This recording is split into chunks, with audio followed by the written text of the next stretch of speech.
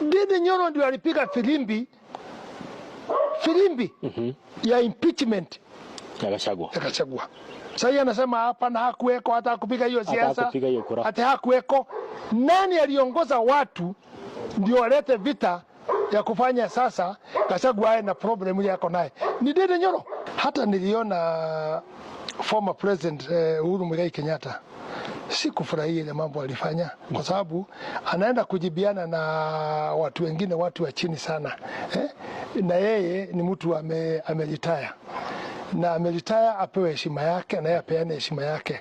Sasa kama naona sasa wanaanza kupigana na kijana mdogo sana huyu wa nini Suna East. Yes.